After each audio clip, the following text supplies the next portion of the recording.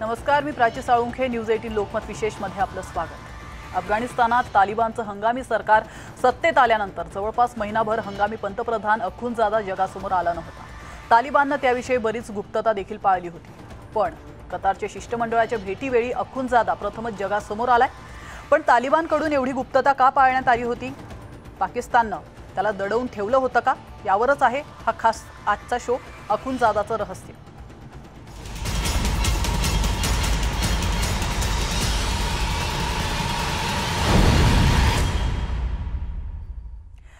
तालिबानची सत्ता आल्यानंतर कतारच्या शिष्टमंडळानं अफगाणिस्तानला भेट दिली. कतार हा अफगाणिस्तानचा शेजारी देश आहे.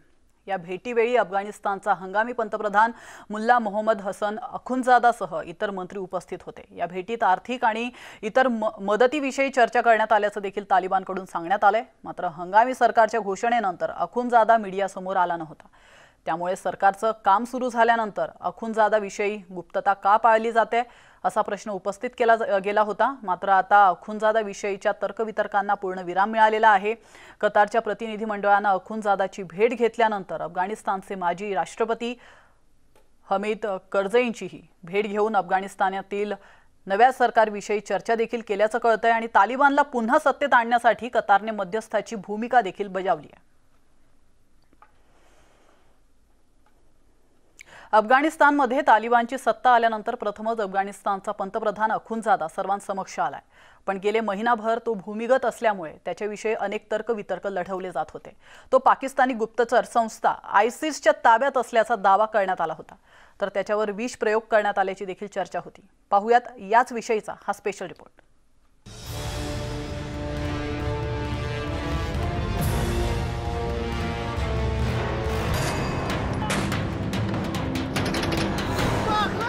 अफगाणिस्तानमध्ये दुसऱ्यांदा तालिबानची सत्ता आली आहे. जवळपास 2 दशकानंतर पुन्हा एकदा अफगाणिस्तानवर तालिबानचा झेंडा फडकलाय. तालिबाननं 6 महिन्यांसाठी हंगामी सरकारची घोषणा केली आहे. हा संपूर्ण घटनाक्रम पाहिल्यास 29 फेब्रुवारी 2020ला दोहात अमेरिका आणि तालिबान दरम्यान एक शांतता करार झाला होता. 15 ऑगस्ट 2021 या दिवशी काबूलवर तालिबाननं कब्जा केला.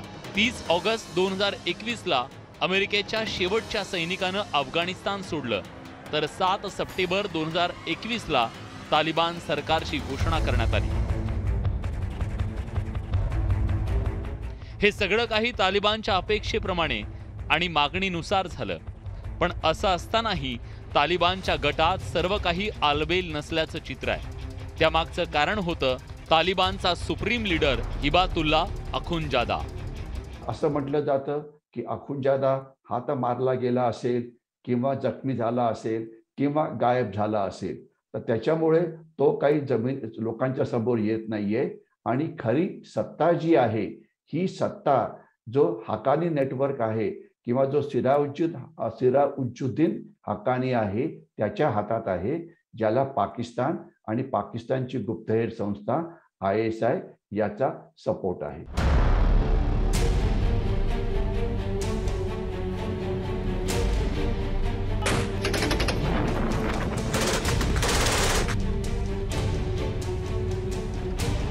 20 वर्ष युद्ध आणि 18 महिने कूटनीतीच्या डावपेचानंतर तालिबान अफगाणिस्तानचा किंग बनला.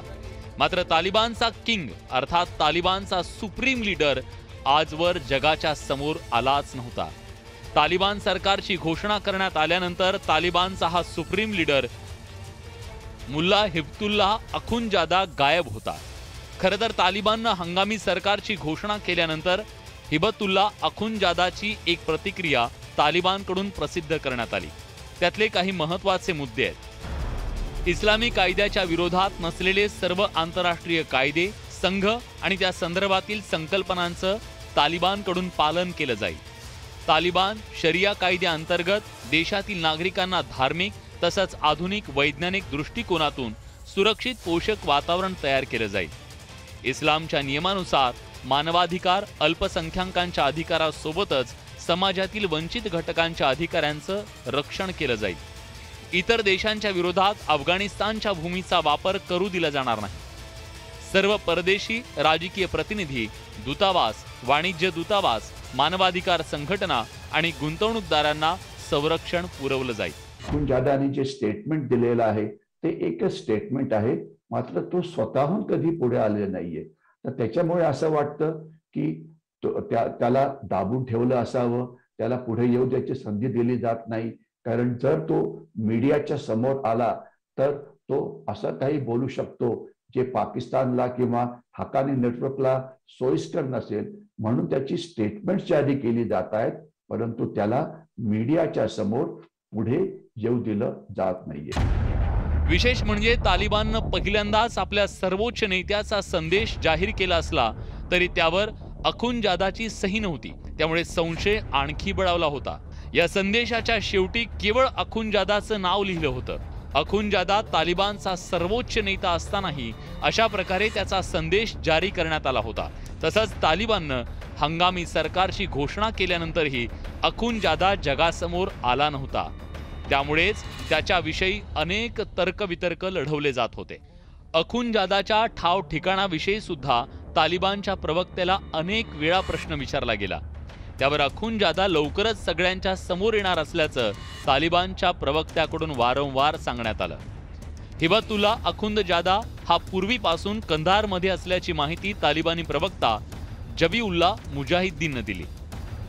एवढं नक्की की आज तालिबानमध्ये की जे जुने तालिबानी नेते होते ते, मग यात ते वॉरलॉर्ड्स होते किंवा ते उग्रवादी नेते होते, ते आणि पाकिस्तानचं जो हकानी गट आहे, हकानी नेटवर्क आहे, यांच्यामध्ये अतिशय मोठं असं सत्ता संघर्ष सुरू आहे. तर त्याच्यामुळे नेमकं काय होत आहे हे कळत नाही. परंतु एवढं नक्की की हकानी नेटवर्क सध्या सगळ्यांच्या पुढे आहे, एवढं आतापर्यंत तरी ज्या बातम्या येत आहेत त्याच्यावरनं स्पष्ट आलेलं आहे. हिबतुल्लाह अखुंदजादा जगासमोर कधी येणार असा प्रश्न जगासह अफगाणी जनतेला सुद्धा पडला. गेल्या 6 महिन्यांपासून अखुंदजादाला कुणी पाहिलं नाही, त्यामुळे त्याचा काही घातपात तर झाला नाही ना, अशी शंका सुद्धा व्यक्त केली जात होती. आतापर्यंत केवळ त्याचा एक फोटो जगासमोर आलाय, त्यामुळे तो बेपत्ता असल्याच्या अफवांनी सुद्धा जोर धरला. अखुंदजादाच्या कथित बेपत्ता होण्यामागे काही थिअरी सुद्धा मांडल्या गेल्या. अखुंदजादा ISIच्या ताब्यात असल्याचं बोललं जात होतं. ISIनं त्याला आपल्या एखाद्या सुरक्षित ठिकाणी ठेवलं असल्याचंही सांगितलं गेलं. तसंच तो पाकिस्तानातल्या लष्करी रुग्णालयात उपचार घेत असल्याचाही दावा केला गेला. अखुंदजादाला कोरोनाचा संसर्ग झाला असून त्याच्यावर लष्करी रुग्णालयात उपचार केले जात असल्याची एक थिअरी मांडली गेली.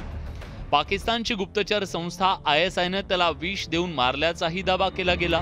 हा जो अखुंदजादा आहे, हा याला पाकिस्तानने गायब तर केलं नाहीये, तर ती शक्यता नक्कीच आहे की कारण तो जे बोलतो आहे ते त्यांना सोयीस्कर नाही, म्हणून त्याच्यावरती दबाव टाकला जातो आहे. आणि जोपर्यंत तो पाकिस्तानची भाषा बोलणार नाही तोपर्यंत त्याला पुढे आणलं जाणार नाही, असं ही अशा प्रकारची जी भवितव्य आहेत ती वर्तवली जातात. अखुंदजादाच्या माध्यमातून पाकिस्तानला आपला नापाक मनसुबा पूर्ण करायचा आहे. अखुंदजादाच्या नावाचा वापर करून पाकिस्तानला अफगाणिस्तानात सत्ता काबीज करायची आहे. अखुंदजादाला मुठीत ठेवून तालिबानला आपल्या तालावर नाचवण्याचा पाकिस्तानचा मनसुबा आहे. तालिबानच्या नव्या सरकारची घोषणा तालिबानच्या सर्वोच्च संस्थेनं केली असली तरी नेत्यांची निवड मात्र पाकिस्ताननं केली आहे. सध्याच्या सरकारवरती पाकिस्तानचं आणि ISIचं वर्चस्व जे आहे ते अगदी पूर्ण आहे. कारण जी सर्वात ताकदवान जी पोस्ट आहे ती त्यांना देण्यात आलेली आहे. हकानीला त्यांना गृहमंत्री बनवण्यात आलेलं आहे. आणि एवढंच नव्हे तर मुल्ला उमर जो होता, जो तालिबानचा पहिला नेता होता, त्याचा मुलगा त्याला डिफेन्स मिनिस्टरचं पद दिलं होतं, ते पण आता काढून टाकण्यात आलं आहे.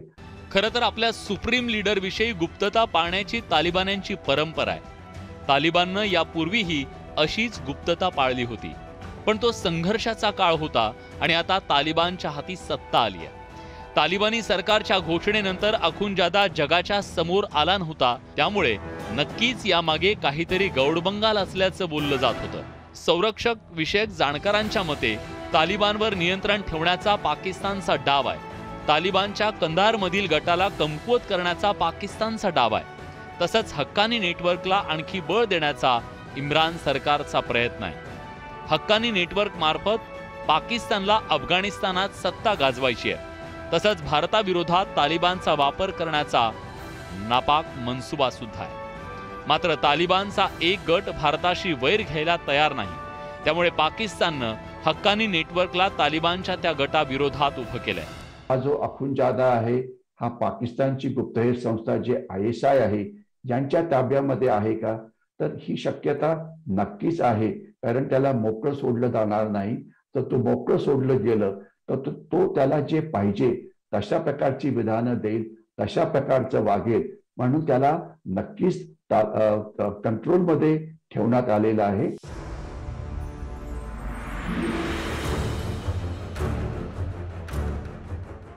तालिबान सरकारच्या घोषणेनंतरही अखुंजादा जगासमोर न आल्यानं तो पाकिस्तानी गुप्तचर संस्था ISIच्या संरक्षणात असल्याचा संशय गडद झाला होता.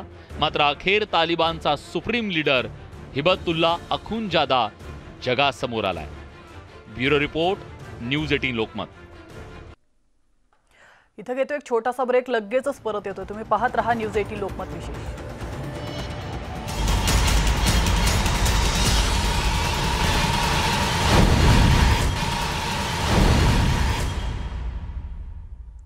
ब्रेक नंतर आपलं स्वागत आहे. हिबतुल्ला अखुंजादाचं रहस्य आता दूर झालं असलं तरी अफगाणिस्तानावर पाकिस्तानचं अप्रत्यक्षपणे नियंत्रण असणार आहे. हक्कानी नेटवर्कच्या माध्यमातून पाकिस्तानकडून तालिबानवर कंट्रोल ठेवण्याचा प्रयत्न केला जाणार आहे. दरम्यान पाकिस्तानातील जनतेनं तालिबान्यांविरोधात आवाज उठवण्यास देखील आता सुरुवात केली आहे. लोक रस्त्यावर उतरून आंदोलन करतात. तर तिकडे पाकिस्तानात शरिया कायदा लागू करण्याचा प्रयत्न देखील केला जातोय. पाहूयात.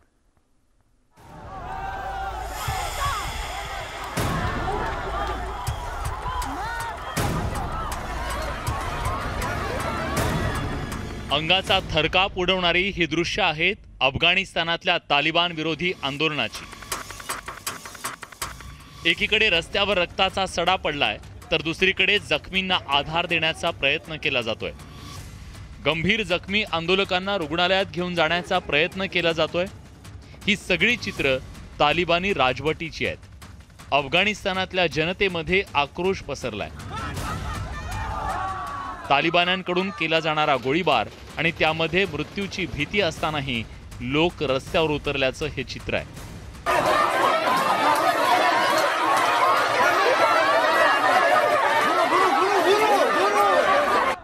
अफगाणिस्तानमधील जनतेत दिवसेंदिवस आक्रोश वाढत चाललाय. बंदुकीची भाषा बोलणाऱ्या तालिबान्यांना नागरिकांच्या आंदोलनाची भीती वाटू लागली आहे. तालिबानच्या अखुंजादाच्या नेतृत्वाखाली नव्या सरकारनं जनतेचं आंदोलन चिरडून टाकण्याचं फरमान सोडलंय. नक्कीच तालिबानी यामुळे घाबरलेले आहेत. कारण जनतेचं आंदोलन हे वेगवेगळ्या भागामध्ये होतं आहे. तालिबानला वाटलं की तिथली जनता ही त्यांचं वर्चस्व पूर्णपणे मान्य करतील, ते काहीही बोलणार नाही. परंतु तसं होत नाहीये. बायका सुद्धा पुढे येत आहेत. ते निदर्शनं करतायत. अनेक जण पुढे येऊन सांगतायत की तुम्ही जे करता आहेत ते चुकीचं आहे. तर त्याच्यामुळे अफगाणिस्तानच्या तालिबान सरकारला मोठ्या प्रमाणामध्ये विरोध केला जातो आहे. कोणतंही आंदोलन करण्यापूर्वी 24 तास आधी प्रशासनाला माहिती देणं बंधनकारक करण्यात आलंय. कोणत्याही आंदोलनापूर्वी नव्या सरकारची मान्यता घेणं आवश्यक आहे. आंदोलनाची वेळ, घोषणा आणि त्यामागचा उद्देश याविषयी सुरक्षा यंत्रणेला माहिती देणं बंधनकारक करण्यात आलंय. नव्या नियमांचा भंग केल्यास कठोर शिक्षेची तरतूद तालिबान सरकारनं केली आहे. 100% पर तालिबान का कंट्रोल है. सब जगह अमन अमान है. कल और परसों कुछ लोग थे वो चाह रहे थे कि एयरपोर्ट से कुछ मेहमान आ रहे थे बैरून मुल्क से, उसका रास्ता बंद कर ले. तो हमारा सिक्योरिटी फोर्स जो है वो मजबूर हो गए. कुछ हवाई फायरिंग हुआ है. ये सच है, ये मांगा हुआ. तालिबाननं भलेही किती कठोर नियमावली तयार केली तरी जोपर्यंत जनतेला अधिकार मिळत नाहीत तोपर्यंत अशा प्रकारची आंदोलनं होत राहणार. महिलांना त्यांचे हक्क मिळत नाहीत तोपर्यंत महिला माघार घेणार नाहीत. पण इकडे तालिबान्यांनी आपल्या सत्तेचा गैरवापर सुरू केलाय. तालिबानी राजवटीत महिलांवर अत्याचार वाढू लागले।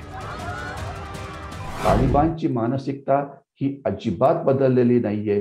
त्यांना शरिया फॉलो करायचा आहे, त्यांना बायकाचे अधिकार काढून टाकायचे आहे, त्यांना जे आपले कायदे आहेत जिहादीमध्ये इस्लाममध्ये दिलेले त्याप्रमाणे त्यांना राज्यकारभार चालवायचा आहे।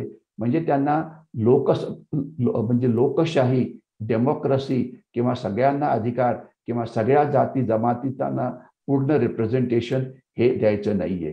तालिबानचं राज्य हे फक्त पठाणांचं राज्य असेल आणि पठाणांच्या राज्यामध्ये सुद्धा सगळ्या पठाणी गटांना राज्य मिळणार नाही, तर हे राज्य फक्त हकानीकडे असेल। पहिल्या टप्प्यात तालिबानी एका आंदोलक महिलेला भर रस्त्यात काठी आणि रायफलनं धमकवण्याचा प्रयत्न करतायत, तर दुसऱ्या दृश्यात तालिबानी एका तरुणीला चाबकाचे फटके मारत असल्याचं दिसतंय। चाबकाच्या फटक्यांमुळे ती तरुणी बेशुद्ध पडली। 20 वर्षांनंतर सत्ता काबीज केल्यानं तालिबान आता कोणत्याही थराला जायला तयार आहे। तालिबान्यांनी अफगाणी नागरिकांवर अनेक निर्बंध लादायला सुरुवात केली आहे। तालिबान्यांची दिवसेंदिवस दहशत वाढत चालली आहे। केवळ अफगाणिस्तानच नाही तर पाकिस्तानातही त्याचे पडसाद उमटू लागलेत।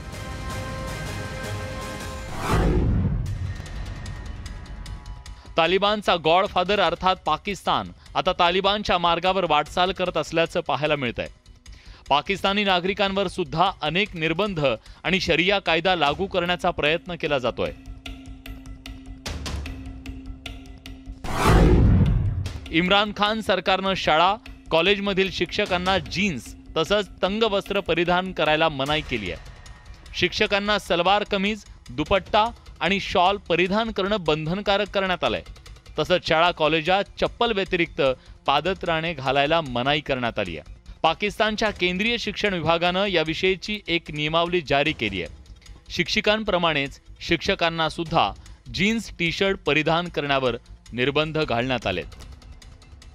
एक नौजवान होता है, उसमें सोचने समझने की अपनी सलाहियत होती है, वो जानता है कि वो जिंदगी किस तरह से गुजारना चाहता है। अगर आप उसके ऊपर कदगने लगाएंगे, अगर आप उसको मजबूर करेंगे कि नहीं आप ये पहन सकते और ये नहीं पहन सकते, तो क्या उसकी जो जहनी नशोनुमा है उस पर असर नहीं पड़ेगा? जरूर पड़ेगा। हम 18, 19, 20 साल के नौजवानों को बच्चों की तरह ट्रीट करते हैं। That is complete nonsense. अफगाणिस्तानातल्या तालिबानी सरकारला पाहून आता इम्रान खान सरकारनं रंग बदलायला सुरुवात केली आहे। पाकिस्तानात सुद्धा आता तालिबानी नियम लागू करण्यात आलेत, पण हे लोण इतर मुस्लिम देशातही पसरण्याची शक्यता नाकारता येत नाही। त्यामुळे आधुनिक युगातल्या या देशांमध्ये पाषाण युगातले कायदे लागू झाल्यास जनतेच्या हक्कांवर मात्र गदा आल्याशिवाय राहणार नाही। Bureau report, news 18 Lokmat. आणि यासोबतच वेळ झाली इथंच थांबण्याची, मात्र तुम्ही कुठेच जाऊ नका, पाहत रहा न्यूज 18 लोकमत।